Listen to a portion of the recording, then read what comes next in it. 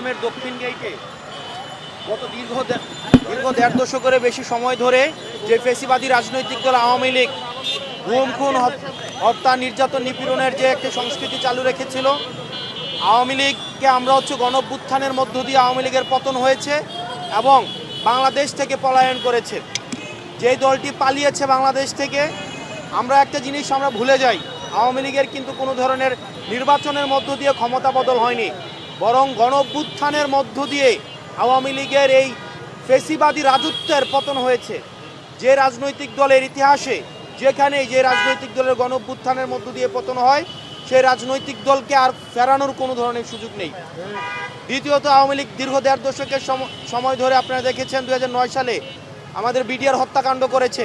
আমাদের first line of ডিফেন্সের আমাদের যে বিডিআরদেরকে নৃশংসভাবে আমাদের আগ্রাসী যে শক্তিগুলো রয়েছে, বৈশক্তি, তাদের তৎপরতার মধ্য দিয়ে বিডিআর হত্যাকাণ্ড সংগঠিত করেছে। পরবর্তীতে আমরা দেখেছি যে শাপলা হত্যাকাণ্ডের মধ্য দিয়ে হেফাজতে ইসলামের কে কীভাবে ডিহিউম্যানাইজ করেছে, কীভাবে নারকীয় রাতের বেলা কীভাবে তাদেরকে নির্যাতন নিপীড়নের মধ্য দিয়ে শত শত হেফাজতে ইসলামের কর্মীদেরকে, ধর্মপ্রাণ মুসলমানদেরকে কীভাবে হত্যাকাণ্ড সংগঠিত করেছে। আমরা পরবর্তীতে দেখেছি যে দীর্ঘ ১.৫ দশকের বেশি সময় ধরে আওয়ামী লীগের লুটপাটের যে শাসন, সেই লুটপাটের শাসন আমরা দেখেছি। ভারতীয় আগ্রাসন বিরোধী যখন আমাদের মিছিল হয়েছে, আন্দোলন হয়েছে, সেখানেও আওয়ামী লীগ নির্যাতন নিপীড়ন চালিয়ে ব্রাহ্মণবাড়িয়া থেকে শুরু করে ঢাকায় কিভাবে অতর্কিতভাবে মানুষদেরকে হত্যা করেছে। শাসন ক্ষমতা টিকিয়ে রাখার জন্য আওয়ামী লীগ মানুষ থেকে আওয়ামী লীগের কাছে শাসন মুখ্য হয়ে উঠেছিল এবং সেটিকে টিকিয়ে রাখার জন্য আমরা দেখেছি ১৪ সালের আনকনটেস্টেড ইলেকশন, পরবর্তীতে ১৮ সালের মিডনাইট ইলেকশন এবং ২৪ সালের আমি ভার্সেস ডামি ইলেকশনের মধ্য দিয়ে আওয়ামী লীগ গণতন্ত্রকে কিভাবে কুক্ষিগত করেছিল। আওয়ামী লীগ কোনোভাবেই রাজনৈতিক দল নয়, আওয়ামী লীগ নাৎসি পার্টির মতো একটি রাজনৈতিক দল, যে রাজনৈতিক দল এই গণঅভ্যুত্থানের পরে কোনোভাবেই পলিটিক্যালি ফাংশন হওয়ার কোনো ধরনের রাইট নাই। সেই জায়গা থেকে আমরা আওয়ামী লীগকে বিচার প্রক্রিয়ার মধ্য দিয়ে আমরা চাই, আওয়ামী লীগের যে সুবিচার যদি নিশ্চিত হয়, তাহলেই আওয়ামী লীগ কোনোভাবেই এই রাজনৈতিকভাবে আর ফাংশনাল হতে পারবে না। আমরা চাই আওয়ামী লীগকে বিচার প্রক্রিয়ার মধ্য দিয়ে আওয়ামী লীগের চ্যাপ্টার ক্লোজ করতে হবে। দ্বিতীয়ত, যতদিন পর্যন্ত এই ট্রায়াল প্রক্রিয়া চলবে, ততদিন পর্যন্ত আওয়ামী লীগের নিবন্ধন বাতিল করে দিয়ে সকল ধরনের রাজনৈতিক কর্মকাণ্ড নিষিদ্ধ করতে হবে। এবং আপনারা জানেন, আওয়ামী লীগ সারা বাংলাদেশের বিরুদ্ধে অবস্থান নিয়েছে। গণতন্ত্র কামি এবং ফ্যাসিবাদ বিরোধী যে রাজনৈতিক দলগুলো ছিল, তাদের বিরুদ্ধে আওয়ামী লীগ অবস্থান নিয়েছিল। এবং আওয়ামী লীগের যারা শুধুমাত্র আওয়ামী লীগের যারা শুধুমাত্র রাজনীতি করেছে তারা না, যারা এই কোলাবোরেট করেছে, অ্যানাবল করেছে, আওয়ামী লীগের মিডিয়া ছিল, আওয়ামী লীগের বুদ্ধিজীবী ছিল, আওয়ামী লীগপন্থী বিশ্ববিদ্যালয় শিক্ষকরা ছিল, তারা এই আওয়ামী লীগকে ফ্যাসিবাদী আওয়ামী লীগ হয়ে উঠতে সহায়তা করেছে। আমরা চাই যারা আওয়ামী লীগের কোলাবোরেটর, আওয়ামী লীগ অ্যানাবেলর, সবার সম্পত্তিকে ক্রোক করে যারা 3টি ইলেকশনে অংশগ্রহণ করেছে, অনতি বিলম্বে তাদের সম্পত্তিকে বাজেয়াপ্ত করা হোক। আমরা একই সাথে এনসিপি আমরা একটি উদ্বেগ লক্ষ্য করতে পারছি। আমরা উদ্বেগের সাথে জানাচ্ছি, ইলেকশন কমিশন আমরা আরও বেশি তাদের দায়িত্বশীল এবং প্রাতিষ্ঠানিক আচরণ করার জন্য আমরা আহ্বান জানাবো।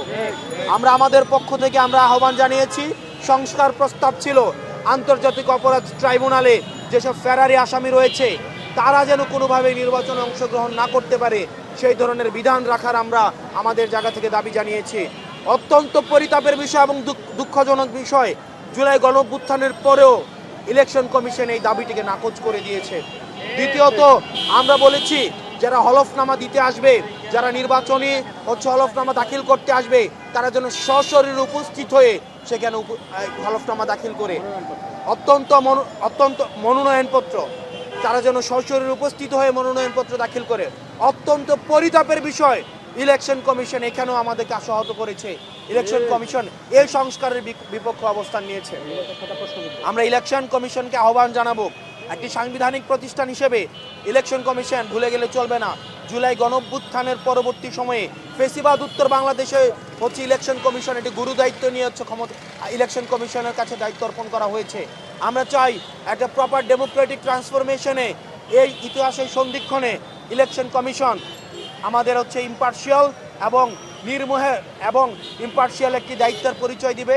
সেই জায়গা থেকে ফেসিবাদের কোনো আচরণের মধ্য দিয়ে যদি মনে হয় ফেসিবাদী আওয়ামী লীগকে কোনোভাবেই সহায়তা করছে, পৃষ্ঠপোষকতা দিচ্ছে, তাহলে ইলেকশন কমিশনকে ভুলে গেলে চলবে না।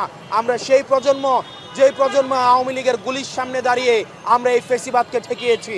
সুতরাং আমরা হচ্ছে আবরার আলিফের উত্তরসূরি। সুতরাং যদি ফেসিবাদকে কোনোভাবেই ইনস্টিটিউশনালি, কোনোভাবেই রাজনৈতিক পলিটিক্যালি, ইনস্টিটিউশনালি বা ইন্টালেকচুয়ালি কোনোভাবে আবার রিহ্যাবিলিটেট করার চেষ্টা করা হয়, আমরা সেটিকে অবশ্যই আমরা হচ্ছে প্রাতিষ্ঠানিকভাবে আমরা প্রতিরোধ করব। সেই জায়গা থেকে বাংলাদেশের প্রতিটি নির্যাতিত নিপীড়িত মানুষের কাছে আহ্বান জানাবো, আমাদের আগামীকাল আমাদের বাইতুল মোকাররমের দক্ষিণ গেট থেকে আমরা হচ্ছে আওয়ামী লীগ নিষিদ্ধের যে আমরা দাবি নিয়ে আমরা হচ্ছে সম্মেলন করব, সেটির অংশ হিসেবে আজকে আমরা হচ্ছে গতকাল আমাদের কর্মসূচি ছিল, তার আগের দিনও কর্মসূচি ছিল, সেই কর্মসূচির ধারাবাহিকতায় আজকে আমরা শাহবাগ রমনাতে আমরা হচ্ছে লিফলেট বিতরণ কর্মসূচি আমরা অব্যাহত রেখেছি। আগামীকাল বাইতুল মোকাররমের দক্ষিণ গেটে আপনাদের সাথে আমাদের দেখা হবে।